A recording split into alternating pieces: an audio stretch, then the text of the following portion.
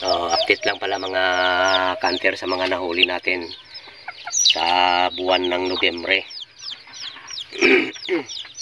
So, ito nga pala yung nahuli natin na inahin na may kasamang sisiw. So, yan yung inahin na nahuli natin sa pataker na may kasamang sisiw. Yan mga kanter, no? May 3 sisiw po yan. Ayan, sisiw.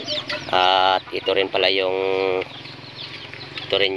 tandang na nahuli natin na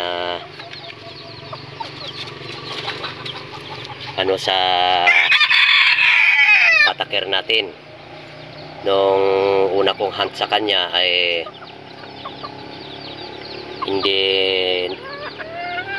nakuha sa pataker, kaya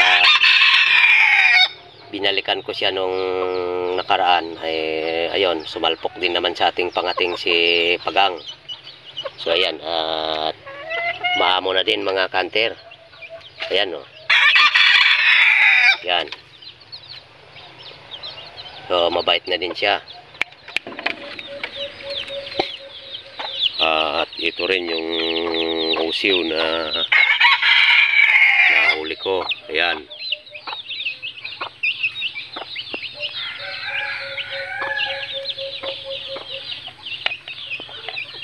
So, bali pangatlo yan. At ito rin yung pangapat na nahuli natin sa buwan ng Nobyembre. Ayun mga kanter, oh. Yan. Ito yung nahuli natin na last na nahuli natin.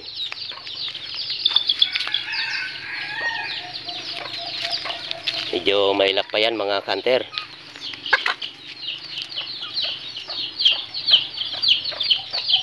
Ayan, oh.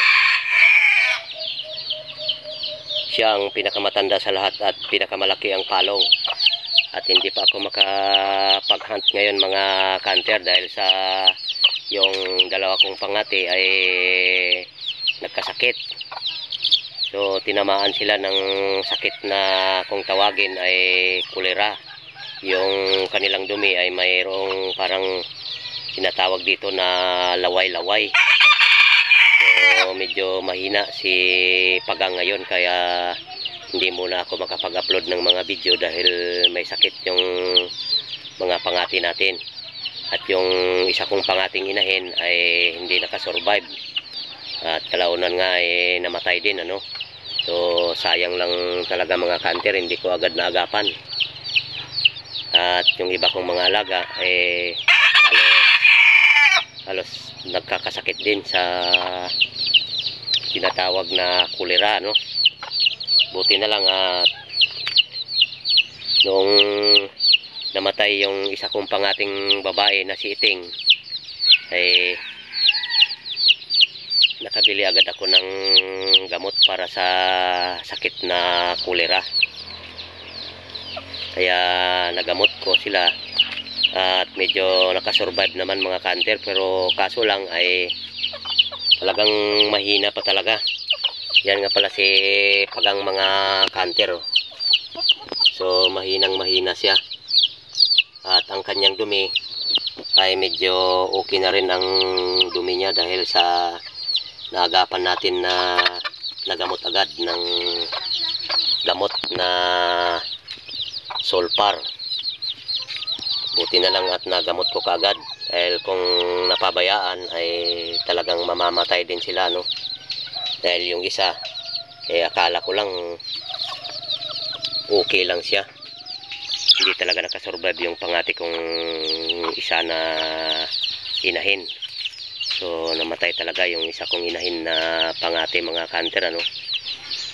Nadismaya ako ng konti dahil sa yung mga pangmalakasan nating pangati ay nagkasakit din sila, no. So ayan mga kanter, hanggang dito na lang muna tayo dahil hindi pa muna tayo makapag-hunt sa panahon ito, dahil bukod na masama ang panahon at wala ring kondisyon ng mga pangati natin, ano. So ayan, hanggang dito na muna.